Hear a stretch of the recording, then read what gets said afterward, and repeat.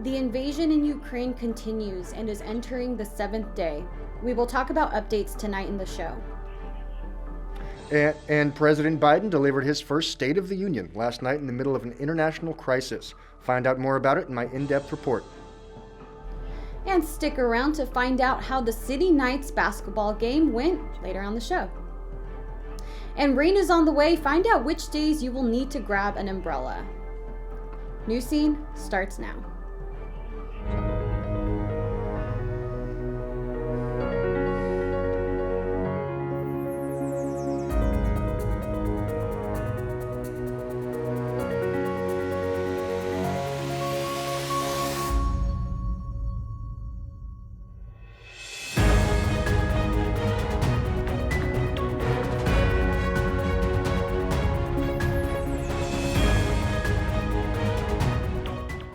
I'm Ingrid Estrella, and welcome to this week's edition of Newscene, a broadcast produced by the students of San Diego City College. Every Wednesday, we bring you the latest news of the week. The college requires everyone to wear a face mask indoors, and that includes all of our crew here in our studio. We have an exemption for those of us on camera. But we continue to follow all necessary local, state, and federal guidelines to ensure a safe environment for those of us back on campus. But we remained as focused as ever on bringing you the latest. We start tonight with the latest on the conflict in Ukraine. A Russian military convoy stretching over 40 miles long is making its way to the Ukraine capital, Kyiv, and over 800,000 refugees have already made the journey to flee their home country. Delegates from Ukraine met with Russian officials for the first time on Monday, and they are expected to meet again today, according to a Ukrainian presidential aide. But in an interview with CNN on Tuesday, President Zelensky says the fighting must stop before peace talks can be had. Zelensky also spoke to Western leaders about enacting a no-fly zone over Ukraine. He emphasizes that he does not want to bring NATO into combat and that Ukraine will fight the hardest of all. We will continue to follow the latest developments. And last night was President Biden's first State of the Union address. Jakob, give us a summary on the speech.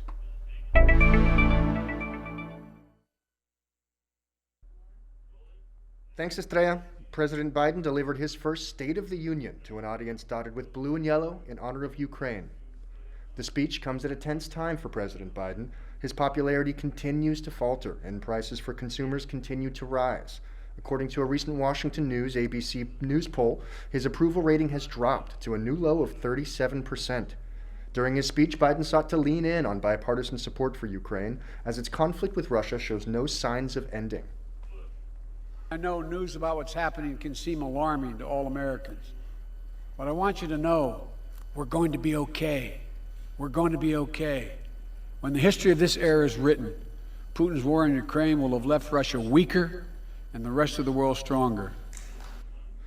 He discussed his administration's efforts to weaken the Russian economy through sanctions and to provide Ukraine with humanitarian, economic, and military aid.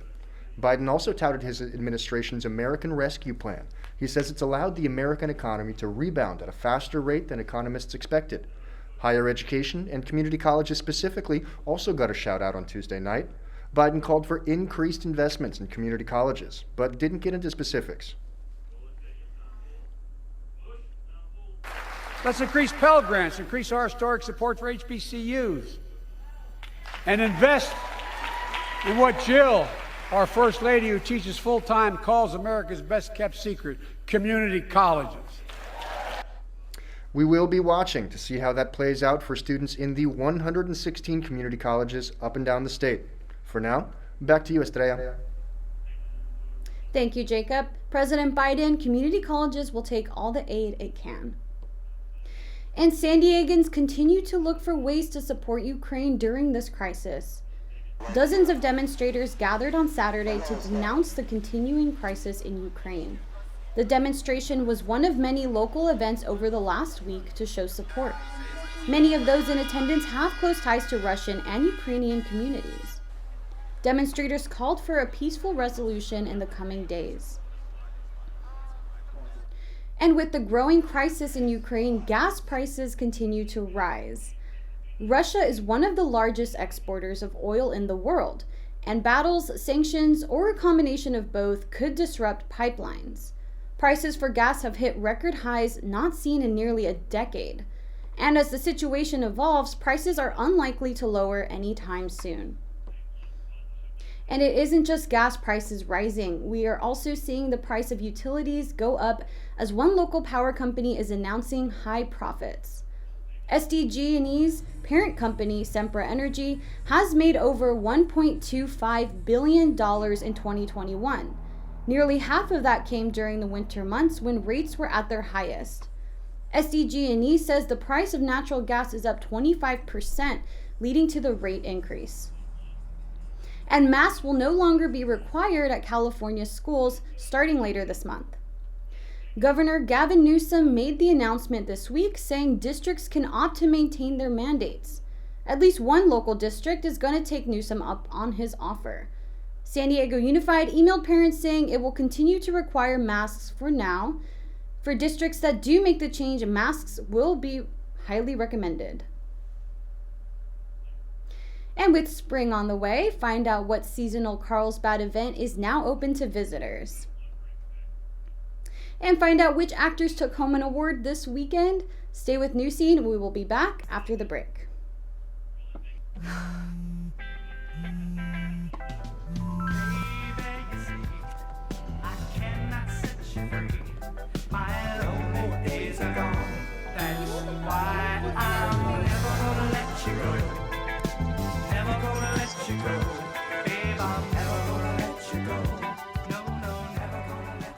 Here you go.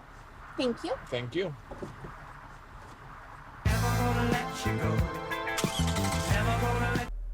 Welcome back to Newscene. The San Diego Unified School District is one step closer to having a new superintendent. Finalists Lamont Jackson and Susan Enfield took part in a community engagement forum over the weekend. The candidates discussed diversity, equality, and inclusion, and both provided their perspective. The Board of Education will make its final decision in March. The City College Knights finally get the chance to continue their hot streak in the playoffs this week. The men's basketball team has advanced to its 8th consecutive postseason after winning their last 16 games. The streak earned City a welcome first round bye. But you have to know the Knights are eager to get back on the court. That will finally come tomorrow against Long Beach. Tip-off is set for 7 p.m. And with just under a month to go until the Oscars, the buzz has started thanks to the SAG Awards. Will Smith and Jessica Chastain took home major honors. The same for the casts of Coda, Ted Lasso, and Succession. And the lead actors of Squid Game took home statuses as well. The award shows kicked off the 2022 season and was the first in-person awards event since the pandemic started. Actors from TV and film were together again for the first time since the pandemic. And an annual Carlsbad event is now in full bloom and ready for visitors. The Carlsbad flower fields are now open for business. Nearly 50 acres of flowers will be on display from now until early May. Visitors coming for the amazing photo ops support this Carlsbad community ranch. Blueberry picking and tractor rides will also return again this year. The event is open daily and tickets must be purchased online in advance. To find out more information about the flower fields, visit theflowerfields.com. According to staff, the fields will be open rain or shine. And speaking of rain or shine, let's take a look at our 5-day forecast. All right, so today we were up in the 80s. It was a beautiful day. This will be a great night for you to take your afternoon walk. Thursday, tomorrow, it's going to be partly cloudy. And then by Friday, there is an 85% chance of rain. It's going to be raining all day. That's going to go into the night and into Saturday morning. Then Saturday, it's going to be mostly cloudy with a partly cloudy day on Sunday. And then by early next week, it's going to be blue skies and sunny.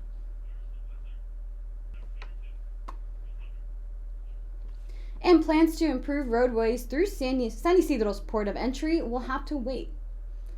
Planned construction that will replace existing infrastructure has been postponed. The construction was supposed to begin on Monday. Officials did not give the construction a new date. And a truckers' protest in Canada may be coming to the U.S. The Canadian convoy protest that ended last month has led to an increase in American truckers' pushing movement. An American convoy is making its way toward the U.S. Capitol to protest vaccine mandates. President Biden has deployed the National Guard to help prepare for the protests expected as soon as this weekend. And in South Lake Tahoe, a 500-pound bear is off the hook for numerous break-in claims. Called Hank the Tank, the bear was initially blamed for nearly 40 break-ins in the past year. Now DNA evidence points to at least 2 other bears. The new evidence means officials will not euthanize Hank if he is captured. Instead, plans are now to move him where he can get into less trouble. And that's all we have for this week's Newscene. You can tune in for a new show every Wednesday evening on ITV or anytime you want on YouTube. You can also keep up with the latest news from the entire City Times media on sdcitytimes.com/newscene. This is Ingrid Estrella. Good night.